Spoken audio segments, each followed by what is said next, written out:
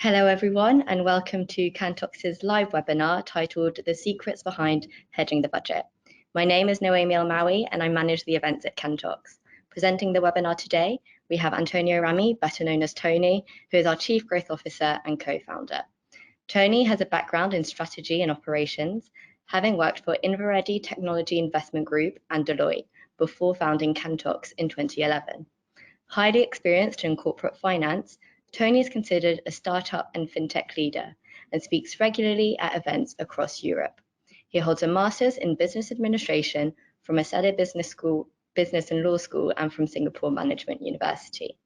I also have the honor to introduce our special guest, François Masculier. After many years as a treasurer in large corporations, including RTL Media Group, François has since founded and is the CEO of Simply Treasury, is the chairman of the Association of Corporate Treasurers in Luxembourg, and finally, but certainly not least, is the honorary chairman of the European Association of Corporate Treasurers. It's quite the resume. Before we begin, I would like to go over what you can expect from the webinar today. After an introduction from François, Toni will present the main body of the presentation, which will then be followed by a Q&A session. So if you do have any questions that come up during the webinar, please use the question tab in the control panel to ask your questions. I'd like to do a quick test to check the function. So if you could please share something in the questions or just add a comment so that I know that it's working. So I'll just give this a minute.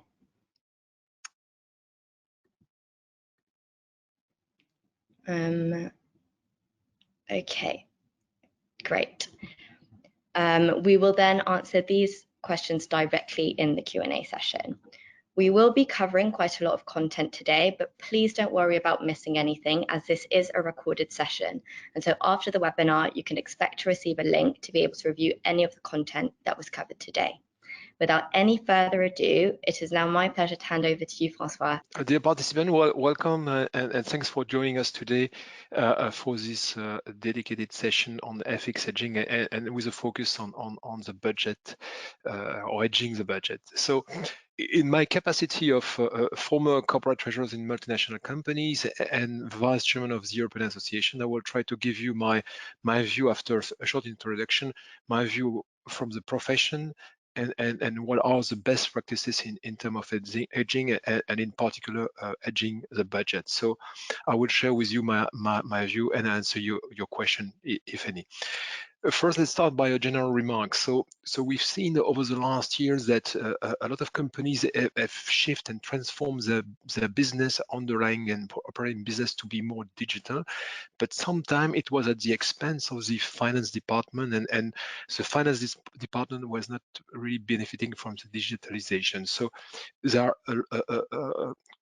slightly behind the other department, and it's quite important because when you talk about FX management, we know that it's really heavily manual processes behind. So if you want to adapt, to respond quickly, to be more proactive, to bring value to your affiliates, to the operation, you need to automate some processes and to revisit and revamp your FX management. And the beauty of a crisis like the one we are facing these days, it gives us a fantastic opportunity to review our processes. So it's what we will talk about today. But a crisis means what are the priorities these days, because the priorities have of course changed. So the major priority and the top number one for everyone is liquidity. Whatever your situation, liquidity is an issue, and you just need to think about how to survive the next days and next weeks. The second one is it's also quite closely linked to the first one. It's working capital. You need to reduce your working capital need, to also try to reduce or to contain the length of your financial supply chain. And it's quite important because it's also a way to generate liquidity or to improve your liquidity situation. So the third one is key, and we will talk about that later on, I guess, but the cash flow forecasting, it's important. Why is it important? It's important in general, but these days even it's more accurate, because a lot of people from the C-level are asking for having updated cash flow forecasting to be accurate, and it's difficult in terms of timing to measure precisely when you will cash in the different, let's say, receivable, and if you will receive the receivable, what will be the quantity you will receive. So, and the last, it's also highly interconnected with the third one. It's FX exposure, because of course part of your receivable or payable will be in foreign currencies, and we will see how you can bring value to the business by being more active. So the corporate treasury is for the company a sort of revenue protector, and its strategic role, it's more than ever really important, and the crisis have crystallized this role. So if we move to the next line, so I like this statement from a former CFO of Microsoft who said that FX is one of the hardest jobs in finance and in treasury more specifically. Why? Because FX, as I mentioned, is still highly manual for a lot of companies, including large multinational companies. So don't think that because you are maybe a smaller company, it's normal. Even large companies are highly manual in these processes for different reasons. They don't have the interface and the connection to the system. They use a treasury management system in the best case, but they have some problem to link the operation. So again, we highly depend for having a good and appropriate FX management, the relevance of the forecast, to make sure that you have good forecast, you're accurate, timing and quantity is quite important. Of course, these days we have a lack of visibility, and it's difficult to exactly know when and what you will receive more than ever. So you need to be closer to your operation, to make sure that your operation and you have a good channel of communication, to make sure that you are really highly and early informed about the different, let's say, potential flows or change in the flows and the sequence of the flows. So, and the absence of technology, as I mentioned at inception, it's quite a problem. So if you have the technology, if you outsource, if you automate the processes, you can also leverage, and we will see in the presentation and maybe in the Q&A, you can bring value to the business. So it's quite important. So that's the good news. So these days, a big question will be, do you want to hedge or not? And if hedging, what are you hedging? And especially for the budget. But so it's quite important to say that there is no question about hedging. You need to hedge, and we've seen after the trade war, a budget war. You know that the dollar is let's say stronger than in the past. We can expect that in the future we will have really some fluctuation in the FX currencies, even with the major currency pairs. And we've seen that the volatility has increased over time. So I can guess that the volatility will remain extremely high. So hedging is not an issue. You need to hedge. Maybe you need to hedge more and to be systematic and hedge 100% of your exposure to reduce the risk and also to protect your margin, because the margin will be under pressure. So it's quite important. And you can then bring value by a smart and more dynamic FX management to your underlying business. So according to a PwC survey in 2017 and 2019, it's a survey we run every 2 years, at the European level, FX risk was classified and ranked number 3 in this survey. So it just proves that FX risk, even if it's a basic risk, is still a major risk for corporate treasurers. So it's quite important. So the bad news: high volatility, difficulties to predict your forecast. But the good news, there are technologies, there are solutions. You can outsource, free some time, be more systematic, change and revisit your FX policy to concentrate and dedicate your time to more added value tasks. And it's a kind of thing we will see today. We'll talk about the discipline, the way to hedge your position, different possible scenarios and strategies behind, and what we could offer certainly for corporate treasurers that want to be more accurate in their FX management. So before moving to Toni's presentation, I want to thank you and to remain there to answer all the questions you could have during this presentation. Toni, I leave you the floor. Thank you, Francois, once again for this wonderful presentation. I think it's a privilege to have you here and give us the high-level view from your privileged position as a vice president of the association, and also your past life as a treasurer. I think that, of course, counts a lot. And please stay tuned, because, of course, as we go through the agenda, which I will show right now, I think having that your perspective on a more down-to-earth and more specific examples will be extremely valuable for the attendees. So let me try to tell you what are we going to go through, especially make sure that it's going to be interested and your expectations are aligned. I know it can sound really obvious, but I will start going to what are these company budgets and what is the relationship with FX. I think it's so important to set the basis for what I will be explaining later, that I always like to clarify concepts. I think one of the pandemics since the trendies of the world that we have is that we all understand what each other refers to, but the terminology is not always crystal clear. So I want to make sure that when we talked about different concepts, everything is aligned between you and me. And then we will go into the convenience of when hedging the budget, or what is that we need to hedge about the budget. We'll go through the goals and challenges, and especially the most, I think, important part, or the most specific part, which are specific programs and combinations of programs to make sure your budget is well protected and keeping as much flexibility as possible. So as you can see, it's a relatively ambitious agenda. So please stay tuned. Please focus your senses on the next 40 minutes, and I'll try to guide you through with the help of Francois. So what are company budgets? It's obvious, right? Every company almost in the world has a business budget. If not, they should have. It's usually on an annual basis, and it usually has granularity on a monthly basis.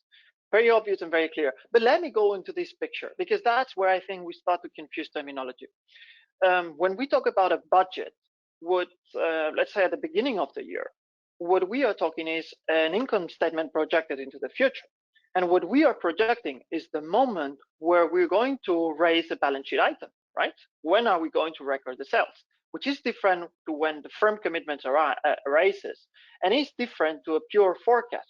When we're going to our commercial teams and we're saying, hey, how much are we going to sell on the next year? These are different things, and it sounds so obvious, but it's important that we clarify that when I will be talking about forecast, I am going to be referring to those estimates, those projections, right? It's not, we don't have the certainty, and that's what I put at the top. The certainty, there is a correlation between time and the certainty, but the correlation is due to the materialization of that forecast into a firm commitment or into a balance sheet item. And I think it's also quite important, since one of the biggest challenges around managing FX is visibility, is that we have a clear idea where this data is coming from in our companies. I mean, normally it's very clear that the balance sheet items will be in our ERP, but where is our forecast line? Is it on an email? Is it on an Excel file that somebody's managing? How are we combining, or what is the visibility we're having, the exposure? Are we having an aggregated view between the firm commitments and the forecast, but without distinguishing them? That is questions that I believe the treasurers need to ask themselves. I don't know if you've seen this confusion, or I call it confusion, but sometimes this lack of distinction between the exposure items, Francois, in your past life, or with your vision around many companies from the association. Yeah, I do confirm it's quite important, because of course your exposure will have different status over time. First, it's just an estimate, a forecast, and it will be more and more, let's say, likely and highly probable according to the IFRS rules and IAS 39. And then it will be from off balance sheet, it will come on balance sheet. So in terms of hedge accounting, of course, it creates a lot of impact and has different consequences in the accounting treatment. But it's quite important to track your exposure with the different status, and to make sure that you know and you can follow the exposure, because the exposure could be partly hedged or partly paid, and the status could vary. So if you bulk your hedging, it's quite important to make sure that you have the tool, as you mentioned, to track your exposure, to track the underlying, let's say, exposure and the hedging behind, to make sure that you know what is your full picture, the full consolidated basis of your exposure. And of course, it's something that is very often lacking. You don't have a clear view on your exposure and the status of your exposures. Thank you, Francois. And that's really the idea I want to leave you from this slide, right? That the certainty is coming from the changing in status and more than time. Of course, there's a correlation, but it's something that will be very important when defining our programs. Let's look at another, I would say, conflictive point, no, or a difficult topic to manage somehow, which is what budget rate should I use? And the question is, well, in the end, you can use whatever you want. And what it will be important is what are we going to protect, which we will see later. But here you have different, let's say, common practices on what FX rate to use for the budget rate. Because if you're going to have foreign currency movements, there is going to be either an explicit, which normally would be the case, but if not, an implicit FX rate you're using for that budget. I think that the most relevant part of this table, which is coming from a study in Bloomberg, is the last part at the bottom, which is it attainable, is it objective, and is it stable? And in the end, we need to understand what are the dynamics that this budget rate is going to create. If we're not going to care at all about the budget rate, it's very different if what our management is going to ask is to defend that budget rate, right? And I think that is going to come more from the business dynamics rather than the budget rate, but we need to understand the implications. And for example, I think many companies would use the spot rate when preparing the budget. Well, is that budget rate attainable? Well, it depends. If you have the cost of carry because the forward points are negative, then you might not be able to achieve it without running some risk. If you use the forward rate, yes, it's going to be attainable because you can hedge it straight away. We will see that. It is objective, yes, because it's not you inventing a rate, but yeah, it's not stable. It's going to change, and it can change a lot from year to year, right? Another quite common practice I would say I see is taking an off-market rate. It's what we call building some tolerance about that budget rate. So I, as a CFO, I am being conservative and I'm saying that my budget rate is going to be worse than what it is today. Well, we will need to understand now the next part is, because it will be attainable, yes, because if I have a markup, it should be easier to attain. Is objective, well, as long as I am consistent with that markup, and it is stable, it can be if the markup is big enough, right? But let's look at more the behaviors, because every company has a budget and every company is going to have a budget rate, but not all firms should be hedging against that benchmark budget rate. And what we're here today is to understand which companies do and how to do it. And I would like to start with a topic here, which is the difference between protecting the budget rate and what I'm calling here the campaign rate. We have the examples of many companies setting a price with a catalog, for example, let's say at the beginning of the year or the beginning of the school year, for example, in September, and this is going to last for 12 months. And it's the same period as their budget. And that is consistently year over year. And in those companies, the annual budget rate and the campaign rate is going to match. So protecting the same is likely to be the same thing. But we need to be very aware when we are, for example, speaking about fashion companies in which they have different collections, in which their campaigns might not be matching their budget rates. And whether they will, as we will see later, they will need to protect a budget rate is going to be the budget rate of the campaign, not so much the budget rate of the annual budget. I don't know if you've seen that, I mean, difficulties, especially, I wouldn't say that this is a problem to understand for the finance teams, but more when reporting to their boards and their committees, that making these clarifications becomes a bit hard sometimes, Francois. Yeah, it's clearly you know, the budget process, and by the way, the budget processes are reviewed in a lot of companies because it takes too long to produce a budget. So you stick on the rates that were fixed very early in the process to start, as you say, a season, a year, a civil year, a school year, whatever, depending on your business. But these days, if you want to be accurate, you need to be more flexible, to be agile, to have a rolling process and to review and to make sure that you adjust. If you stick to your initial rate, it could be also sometimes a bit tricky because you know that this fluctuation will continue, and so we could be behind. So it's why it's a case-by-case analysis, and you should make sure that you understand clearly your business. But these days, all the classic business and the way it was done are completely reshuffled and completely revisited. So you need to make sure that your budget post-COVID would be adjusted to fit with the new norm. Very good. Thank you for the comment, Francois. And we're digging right into it, no? Which is when and what is the challenges around that. So we've seen, like all the companies with budgets, there is a sub-segment of this campaign, and the reason that they need to be hedging their budgets and their campaign budgets mainly, and now we will talk about accuracy, of course, is this dynamic of saying, well, I cannot use my pricing, right, which is normally the main driver or the main limitation that is going to create exposure in my company in a way or another.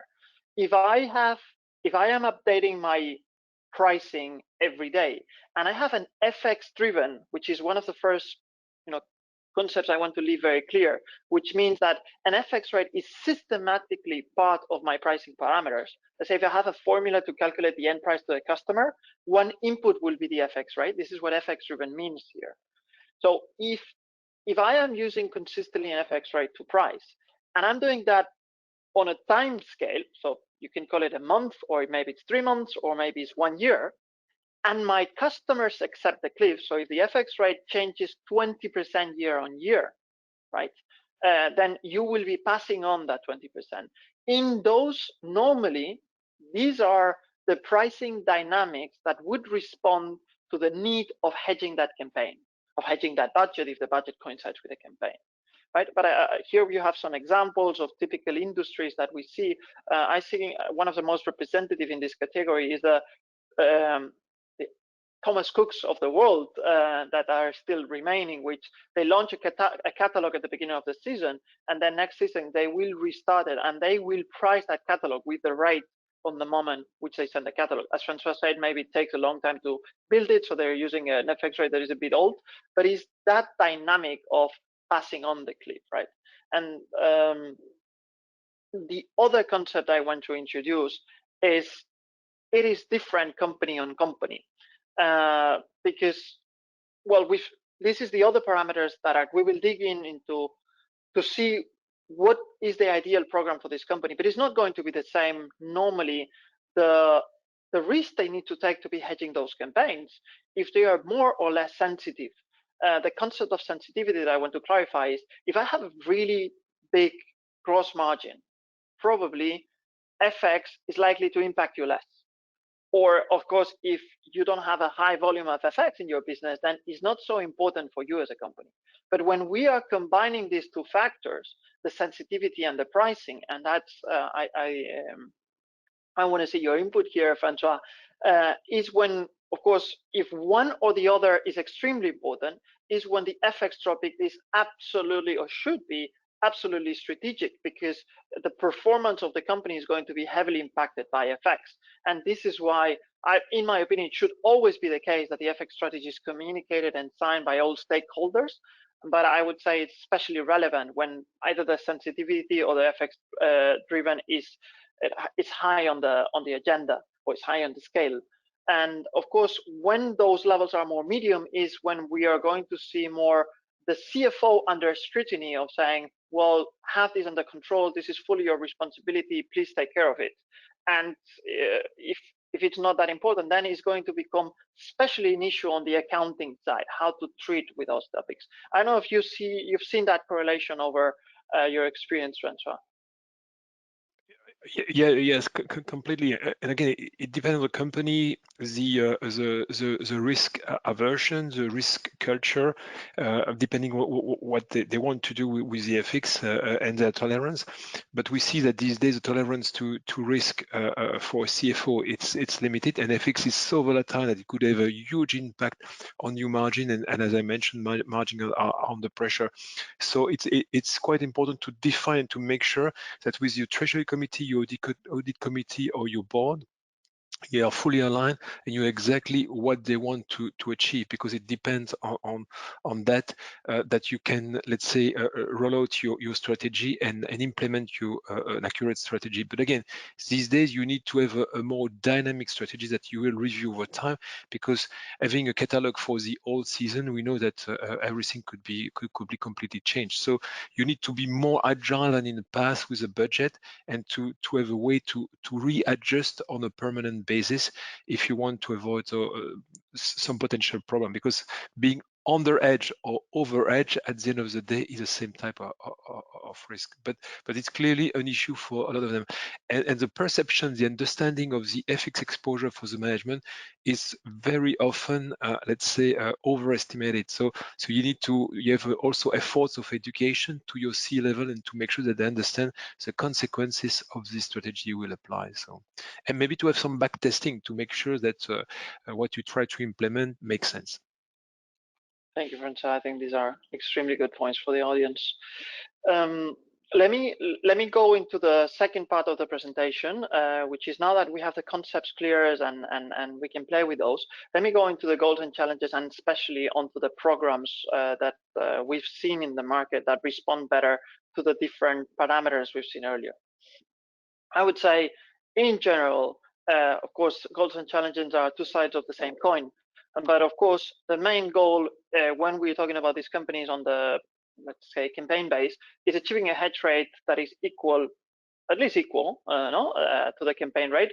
Better, especially with taking a markup, if there are financial opportunities to take them without risk. Always the perspective is to respond to the business, not to try to beat the market. As Francois said earlier, I think it's a very clear goal to be, not to be over or under hedge. Both are as bad, and I see many treasurers always playing with the ratios and trying to see how accurate their commercial teams are, and that's the constant battle between commercial and finance. And third one, which is of course going to be the last part of the presentation, is going to be, what is the way I should execute my FX hedging to accomplish the two goals above in a systematic manner. So it's not that one year, yes, I was good, I was so looking at the market, or I chose, I hedged at the right time. No, it's about making it systematic. And as Francois said earlier as well, I'm going to pick in this example, communicating and reporting before deploying the strategy. This is how we're going to do it, and with a maximum level of detail possible. This is what is going to help not to create misunderstandings as the results come in. Of course, the challenges are the other side of the coin, as I said, is how do I make sure that I will achieve that better or equal? And in order to achieve that, the second part, the visibility and the forecast, I would say, is one of the most key, if not the variable. And the third one is to determine that best program according to your business, right? We always talk about, when we are helping companies design their FX policies to that level of detail, we always look at three dimensions, which is the sector. How is the sector? Are you competing with companies in other parts of the world or not? How is your product? What is your underlying? No, we need to understand really, really well. We need to understand really, really well as well the company. What are the limitations? What are the systems you use? Where's the visibility? Where is the information? And many other things. And third, in the end, what we call it, the KDMs, no? What are the goals, as Francois said, the tolerance to risk, and how comfortable are you with doing things in one way or another? And we also need to respond to those priorities and to these agendas. But if we are able to combine these three things, we will come up with the best program for a specific company. And I think that is the exercise that all corporate treasurers should be doing, taking into account the first goals. I don't know if in here you have any remarks, Francois, that you think are important to highlight. No, I think it's a good piece of advice that one of the best practice, in my view, and given the current situation, is to have this kind of mini audit or mini let's say, analysis and review of the processes to see what is the global picture and where here and there you can maybe improve the processes, because FX is not only budget, it's more than that, just to make sure that you feel comfortable. And I think it will be the duty of the treasurer to come back to the CFO to come back to the board and say, okay, we, given the circumstances, have made this kind of audit or review of our processes, and we come to the conclusion that we can improve and what we propose to do. It's certainly a good advice to give to the audience, that it's a good opportunity to review that. And I guess your management is maybe expecting that, so you should anticipate their demand and their needs. Yeah. So let me go now through a quick example, taking the examples from before, between the campaign and the annual rates, because this, I think, it's a classic mistake when hedging budgets that I've seen, that I wanted to remark just as challenges, and then we go into the specific programs that I know is one of the most interesting parts for you. And I just want to reflect on this, because if I take an example of a company starting in 2019 and creating an annual budget, the annual budget here is, as I said, the income statement projected into the future is going to be the invoices that are going to come in, which is different to the campaign, which in this example, as you can see, is, let's say, 300 million in sales if every dot is 100 million. So the hedging period, what we need to look is at when is the cash flow going to come in, because that is going to tell us what is our hedging horizon for hedging the budget of 2019. In the end, the exposure is created by the sales, the green dots. And the validator of these trades is going to be the blue dots. And I see so many times how companies tell, oh, I need to hedge my budget of 2019, and they would be hedging maybe in this case just until the end of 2019, or they will be hedging in this case for the orange dots, because it's the balance sheet items that are going to come in, and they are defending the budget rate for 2019 only for 200 million instead of 300 million.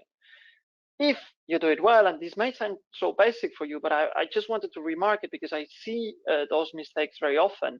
When you're setting up the annual budget rate of 2020, if you're going to be as a treasury be benchmark against, have you achieved your budget rate in 2020 or not?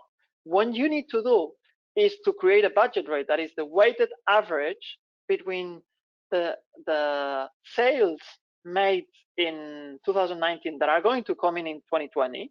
So essentially this orange dot, right, that is coming from a sale in 2019, with the weighted average of what are the invoices that are going to come in 2020 from the campaign of 2020.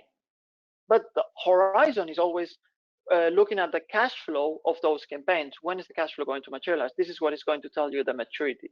And I wanted to make this remark because sometimes when we say, oh, you need to protect the budget, we set a budget, what is, for example, the forward rate at the start of 2020, and then we hedge only to the 31st of December of 2020.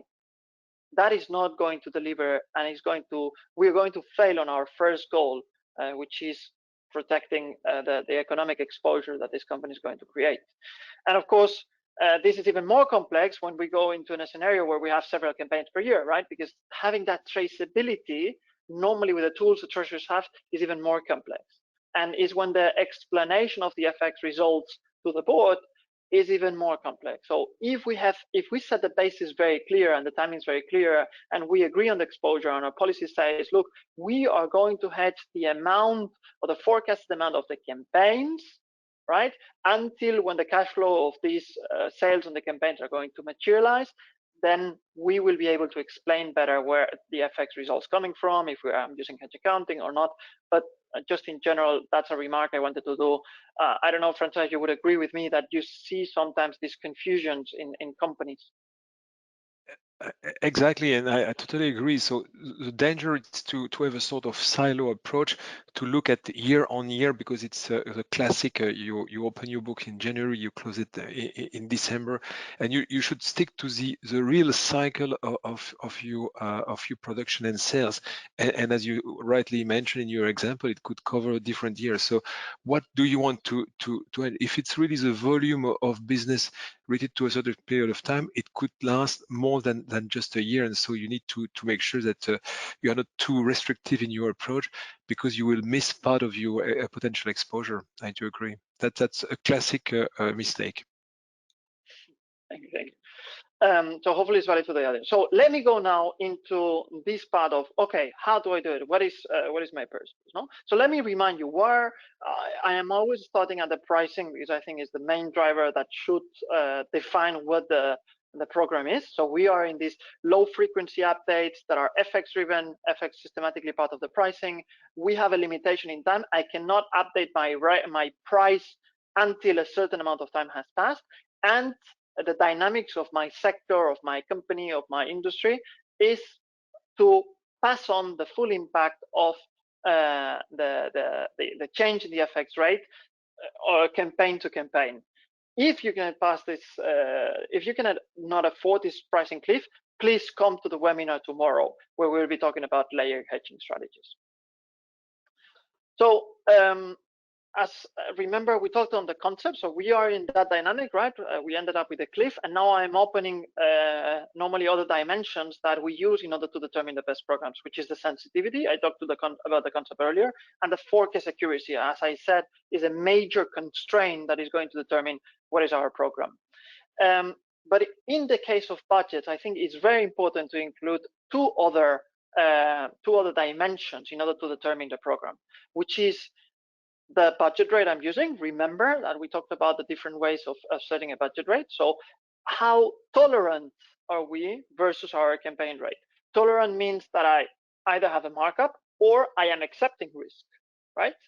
And I think, and here there is a debate, and I know from other talks that Francois always says, well, it shouldn't be that different if you have the carry in for or against. But I wanted to still include this dimension, because I think setting a policy that is able to optimize the forward points or the cost of carry for your business without incurring in more FX risk, it can be an interesting dynamic. And I think on that part, Francois agrees. Is that right, Francois?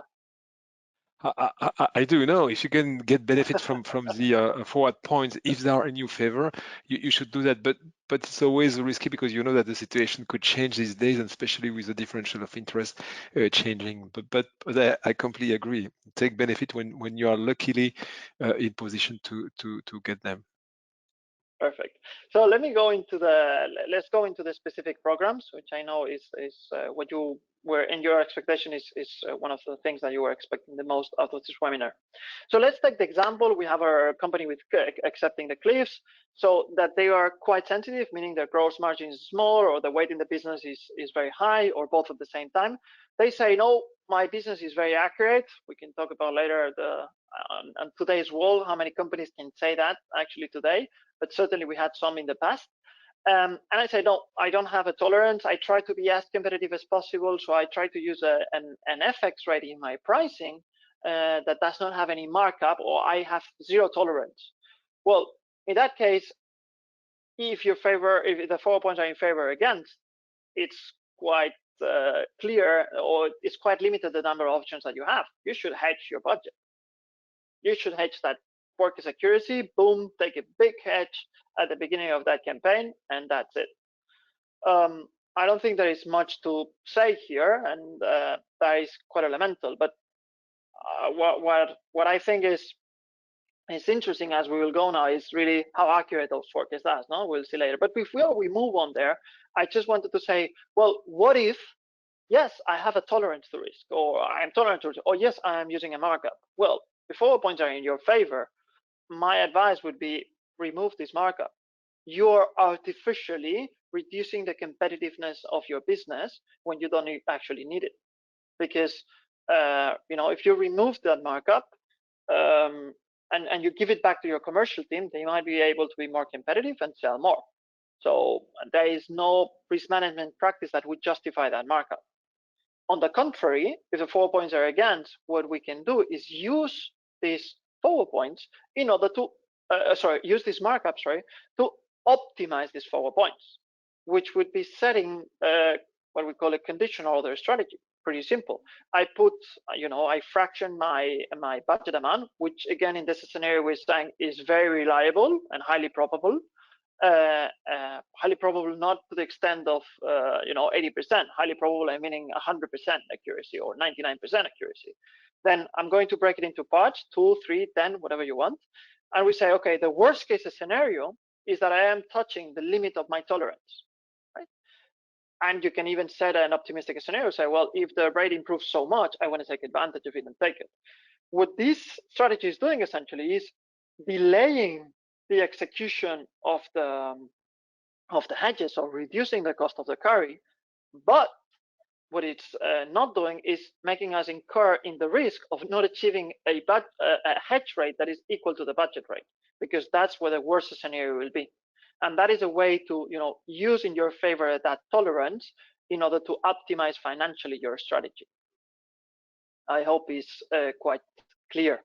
So let me go into what I think is most of the audience's case today and where I want to spend a bit more time, which is my forecast is not so accurate. In the context of COVID, I don't know what is going to happen going forward. I need to be more cautious. I need to create flexibility in my FX program to cope with that uncertainty.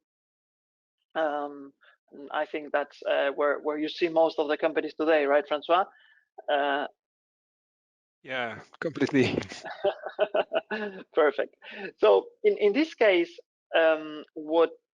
for these companies, the tolerance, whether it's low or high, if forward points are in favor, I think the strategy to follow, it's, the program in itself is the same. It's not one single program as we saw before, which was a static hedge or a static conditional order. It's more combining this static program with something more, introducing more dynamism into those programs. So it's combining two. When the forward points are in favor, what we say is, well, you can take a static hedge, a big hedge at the beginning of the period, which is for what you are absolutely sure that your forecast, remember forecast meaning the estimation, right?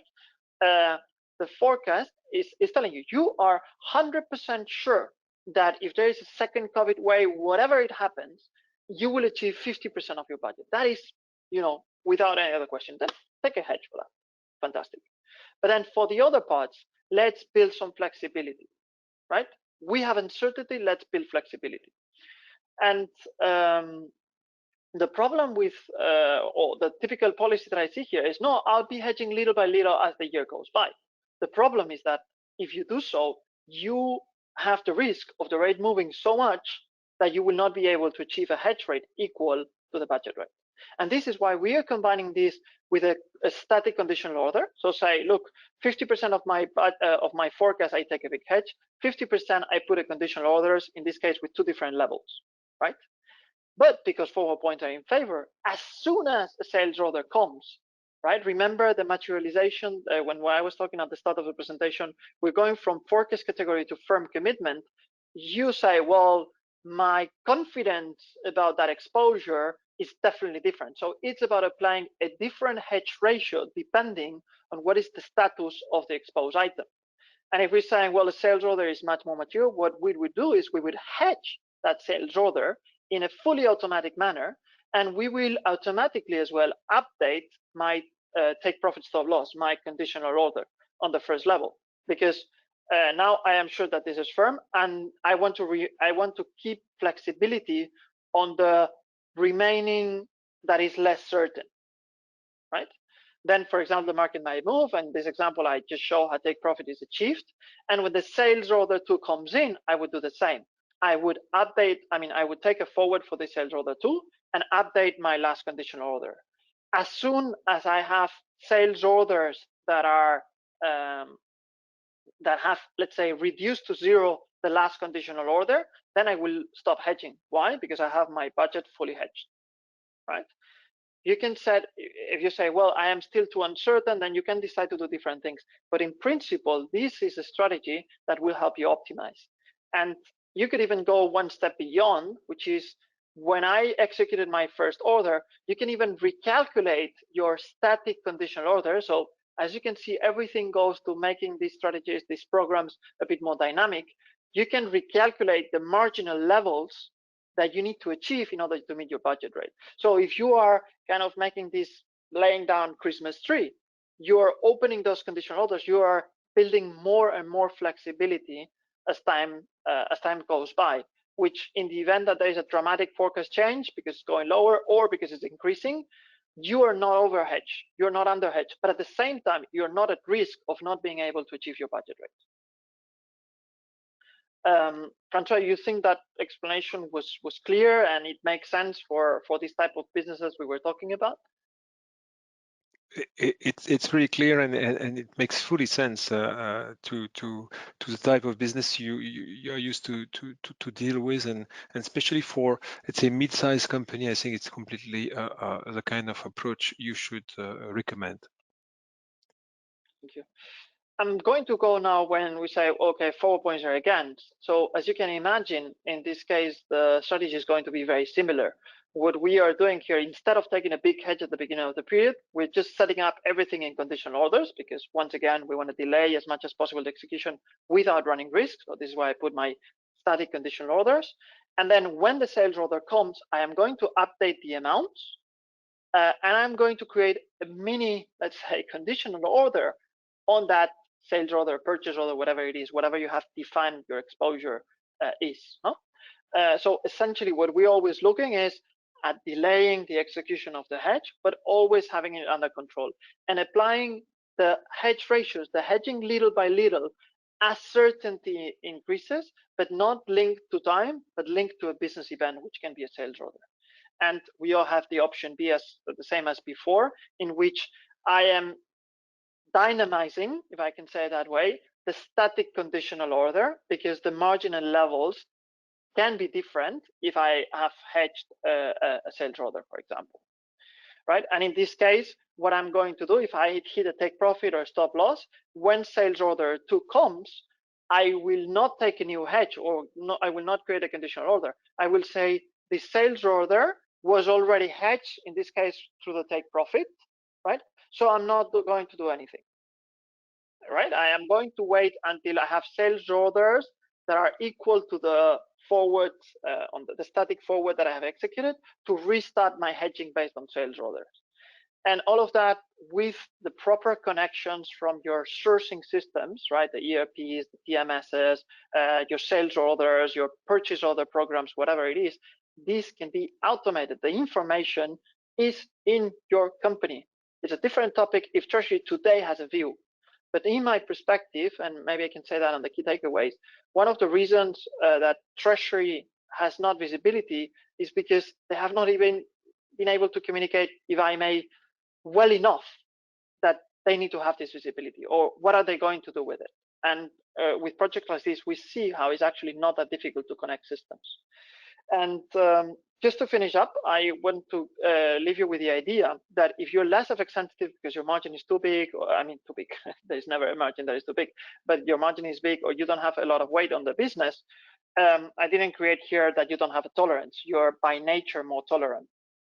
So there's an interesting concept, which is I always say it feels a bit like cheating, which is creating your hedge rate before you're defining the budget rate, right? If you have quite high accuracy, in the end you hedge your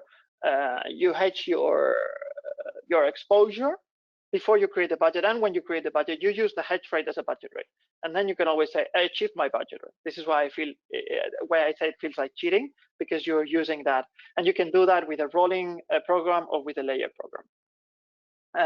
But we will deepening a lot more into the layer hedging programs tomorrow in the next webinar. So those of you who think that this could be for you, please attend tomorrow to the webinar. And I know I am slightly over the time, but I hope it was worth to dedicate this extra 5 minutes. I'm going to leave you with 3 ideas, and I would like Francois to close the session for us today and give us his impressions. for me, three things hopefully I have been able to convey. Understand really well your pricing dynamics to understand the convenience of hedging the budget. Differentiate the selling campaigns with the budgets. In order not to be hedging, you shouldn't. Maybe you need to hedge the budget, as we said, but that budget is the budget of the campaign. And third, identify the variables that will lead you to the best program, as we have just seen. And if I have to tell you to worry about one variable, it would be the forecast accuracy. Maybe that is really obvious to say it today. It was not that obvious when we were explaining it 3 months ago. But really understand what are the chances that there is a deviation on those forecasts, and if so, act accordingly to make sure you achieve your goals. Francois, I leave the closing up to you, and thank you so much for your help in conducting this webinar.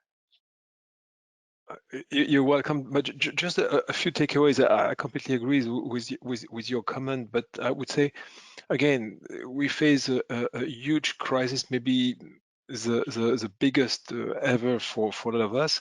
So it's an opportunity to completely revisit and revamp our approach of FX risk management as a whole, not only for budget but for other things. So that's the first thing. The second thing, we and you mentioned the sensitivity. We receive a lot of questions from the C-level about the sensitivity. Could you make some stress scenario, sensitivity analysis, etc.?